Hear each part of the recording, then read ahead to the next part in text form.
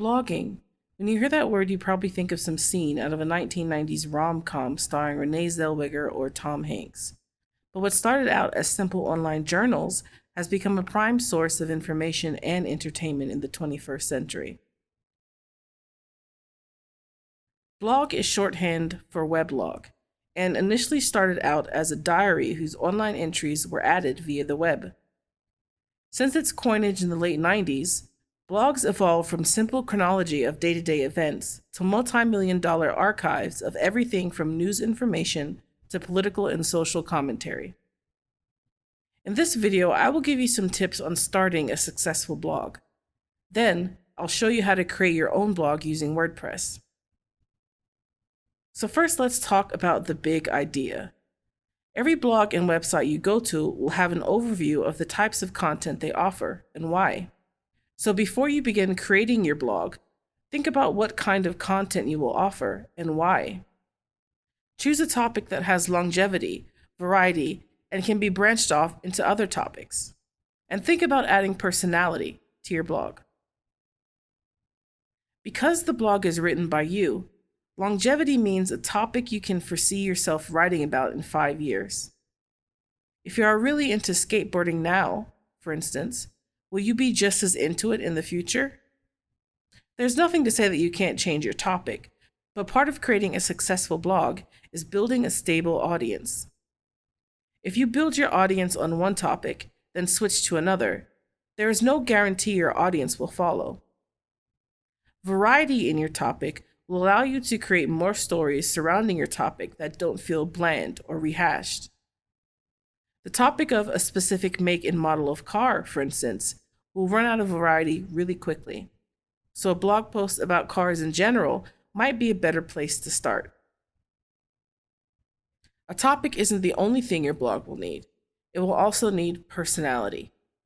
There are many blogs out there that share recipes or talk about fashion, but what makes your blog unique? Much of having a successful blog is about the author themselves.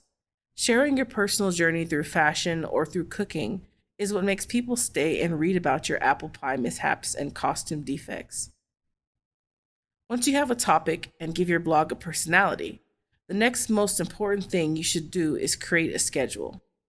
Consistency, whether it be for YouTube or Instagram, is important in any form of online media. Even when you don't have a lot of readers or commenters, make a posting schedule and stick to it. The long-term benefits of maintaining a schedule far outweigh the temporary satisfaction of likes and shares. When you are consistent in your postings, it gives your blog content, gives future readers something to read while they wait on new posts, and cements an understanding between you and your readers that keeps them coming back for more. Keeping your post schedule will be difficult, and it's a lot of work, so remember to keep things simple. Just because you are posting every day doesn't mean every post has to be an award-winning essay. It could be a simple update or a neat photo you took. This is where making sure your content topic allows for variety in your post types is important. If you're doing a food blog, for instance, on your favorite recipes, just posting a photo of a quiche you made the night before with commentary on how it turned out and things you might improve is a great example of variety in your topic. You can even turn it into a thing. Make the same type of post on the same day every week and update it with a photo of your meal. It'll be something readers will recognize and look forward to. Once we have an idea of our topic and post schedule, we can go ahead and create our blog using the WordPress platform. WordPress is the most popular content management system, or CMS, to fuel the internet. According to their website, 40% of all websites are powered by WordPress. This might be because of its stability, extensibility, and ease of use. So let me show you how easy it is to set up a blog using WordPress. First, there are many sites that you can go to that will host a WordPress-based blog for you, but we're going to go with WordPress.com's free blog hosting. It's free, easy to get started, and comes loaded with a whole host of extensibility features. Let's begin by visiting WordPress.com and clicking the Get Started button in the top right corner. If I want to, I can create a new account. but I'm going to go ahead and log in via my Gmail. Once I click the sign in with the Gmail option, it'll send me to a page that will ask me for a domain name. We're going to go ahead and skip this step for now, so just navigate back to WordPress.com and log in through Gmail again. It will take you to your WordPress.com dashboard. This is not your website dashboard, as we don't have a website just yet, so let's create one now. Click on My Site, then hit the Create button.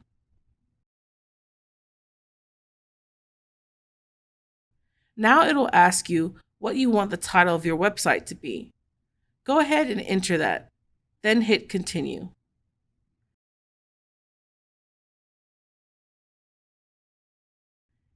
It will again ask for us to create a domain based off of our site title, but we'll skip this step for now. Next, it will ask you to choose a theme and font pairing. Choose whatever you want at this point. We can always change it later. I'm going to choose this simple theme and simple font pairing. Next, it will ask you for what features you want. You can choose whichever option you want from here. I'm going to choose plugins, then hit Continue. But you can select other things if you like. Finally, it'll ask me what plan I want to go with. For this video, I want to choose the free plan by scrolling down to the bottom and clicking the button next to $0. Feel free to look at what WordPress.com offers in terms of paid plans if you're interested in having a paid blog. Once I hit the button for free plan, it'll build my site and take me directly into editing mode. Now this is jumping ahead a little, so let's go back to our dashboard by selecting the WordPress button and hitting the dashboard link. This will take me back to the dashboard of my WordPress account. This page will show me all the separate blogs I have attached to my account and allow me to quickly access specific parts of it. To get to our WordPress dashboard, we just need to click on the WP admin link. This will take us to the administration dashboard of our site and we can begin creating our blog. On our WordPress dashboard, you'll see many buttons. But since we are creating a simple blog, we're only going to focus on 3 areas of this dashboard: the Media tab, the Post tab, and the Comments tab. Since I know my post will have one image, I'll start out with my Media tab. There are 2 ways we can add images into WordPress. We can do so inside the new post or new page screen, or we can add them through the Media tab. The Media tab stores all media content on the web page, including documents, audio, video, and images. Anytime I want to remove, add, or rename a media file on my website, I will do so from the Media tab. Since I already know I'm going to be using an image in my posts, let's go ahead and add it now. To import a media object into the media library, simply drag and drop it into the window or select the Add New button and navigate to your media object. Once my image has been uploaded, it'll pop into my media library. Here, I can select my image and click Edit to change the name, caption, or alternative text. If any of these items should be modified, it is the alternative text. For those using accessibility programs to view our web page, or in the event our image doesn't load on our web page, the alternative text will spell out what the image contains and allow readers to get the same image content without actually viewing the image. Now that we've uploaded our images, let's go ahead and create our first post. The post section is where your blog lives. Posts is where your daily or weekly articles are submitted to be published to your blog on a regular schedule. They have their own section inside of WordPress because they can be searched, categorized, tagged, and linked to by search engines. The Post tab will list all of the active or visible posts in our blog from the newest to oldest by default. Here you can add, edit, and delete posts. You can also unpublish them or change their specific categories or tags. Speaking of, the Post tab has a category and tag subsection. Categories and tags help you organize your posts and allow your readers to narrow posts down by topic or content. Categories are parent-level sections and are meant to help you separate posts by content type. Posts about cars, recipes, and day-to-day activities, for example, might be set in different categories. Tags are descriptors of posts and are meant to help further narrow down the post content for your readers. If your reader is looking at your recipe category, for example, it gives them the ability to search for all the recipes that include bananas. Categories and tags can be created via the category and tag sections, or they can be created directly inside the post. So let's take a look at what creating a post looks like. Let's add our first post by clicking the Post tab and then clicking the Add New Post button. This will take us to our post editing screen. In the center, we'll have our post content, and on the right sidebar, we will have our post options. In the post content area, we can assign a title to our post, and then below it, write out the body of our post. If I want to add more to my blog post, say an image or audio, we can hit the blue plus symbol in the upper left-hand corner of the screen. This will drop down a menu that will show you all the possible content or blocks you can add to your post. Remember, WordPress is used to build web pages as well, so a lot of these blocks won't apply to a blog post. For now, let's just select the image block under Media. This block will allow me to upload an image directly into my post from my computer. Or if I already have an image in my media library, I can also choose Select Image and then Media Library. Here, I'll be able to select from one of the images I uploaded earlier. I can continue adding blocks as I see fit, and I would recommend seeing what all the blocks do. But for now, we're going to move to our Post sidebar.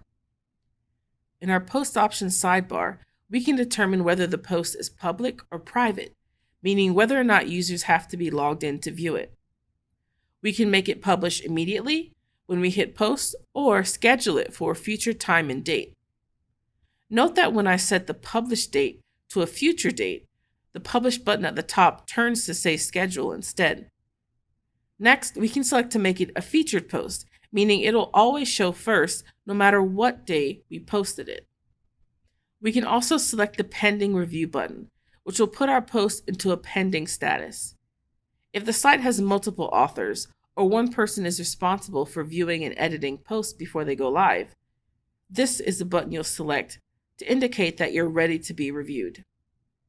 If you are the only author on your website or the administrator, you won't have to worry about using this button. Next, we have the permalink, or the URL of your post. You can use this to view your post as it will show up on your site or share it on your social media.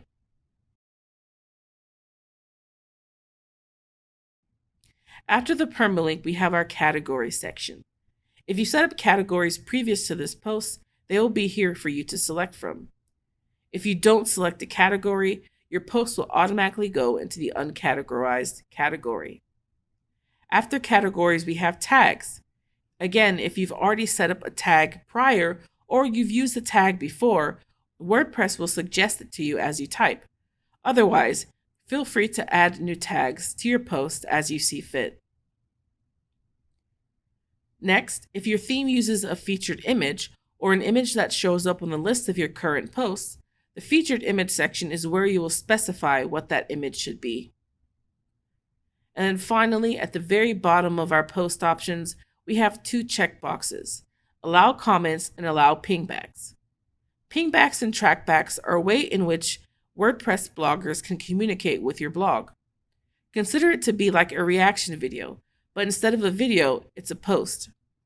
WordPress will submit any pingbacks and trackbacks on your blog as a comment to the post itself, and you can choose to display that reaction in the comment section of your blog. Speaking of comments, allow comments is exactly what it sounds like. You'll decide whether you want guests or other WordPress users to be able to leave a comment on this specific post. Each individual post has the option to turn it on and off, but if you want to turn off comments on everything by default, go back to your WordPress dashboard, then go to Settings, Click on the discussion tab and make sure the Allow people to post comments on news articles is untoggled. Since we're on the topic of comments, whenever you check the Allow Comments option under your post, you are electing to allow guests or other WordPress.com users to leave a comment on your post. These comments, both approved and unapproved, will be inside of your Comments tab. If you have your comment settings set to default, your comments will be automatically approved, meaning they'll show up as comments in your blog for anyone to read. If you want to hide them, you can unapprove them, or you can mark it as spam.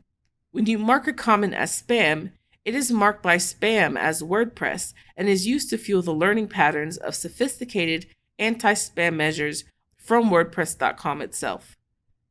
Alternatively, you could just delete it by hitting the trash button. If it's a really good comment, you can also reply to it directly from this menu. Both your reply and the original comment will be visible on your blog page. If you would like to manually approve all comments that come to your site, go to your WordPress dashboard, go to Settings, click the Discussion tab, and scroll down to the Before a Comment Appears section. Here, make sure the Comments Must Be Manually Approved option is toggled on. Lastly, let's talk about themes. No discussion of creating your own blog would be complete without talking about themes and customization. Themes are the various ways we can change the look of our default WordPress site. We can access our themes by going to the WordPress dashboard, clicking on Appearance, and then navigating to Themes. Here is where all the themes currently installed and active on our website are located. WordPress.com comes with a plethora of themes at our disposal, some paid and some free. So from here, we can choose a theme that fits the aesthetic we want for our blog. When choosing a theme, it's important to know that WordPress is a content management platform, and many of the sites hosted on WordPress aren't blogs alone. They can range from personal portfolios, business sites, or even online shopping catalogs. So when picking a theme, we have to pay attention to the purpose of our own website. Because we want to make a simple blog, we should look for specific blog layouts. On WordPress, we can specify the type of theme we're looking for by scrolling down and selecting the View All Themes button. This will expand a menu where we can select a specific purpose for our site by typing in the word blog into the search bar and pressing enter. This will narrow down the themes to blog-oriented themes that we can use. From here, it is simply finding out a theme that speaks to you and customizing it to your own tastes. Customizing your theme is simple. Just follow the prompts and edit the items you want. Each edit will show a live version of your site with that edit, and when you're done, wait for it to say saved, and then click the X in the top left corner. That's it, you're done. Your blog is set up and you have your very first post. There's so much more to learn about creating a website in WordPress. You can find more about how to add plugins, make pages, and secure your website on LinkedIn Learning. You have access to LinkedIn Learning by using your Gwinnett County Public Library card. You can stop by the Learning Labs and get one-on-one help with creating your WordPress blog. Happy blogging!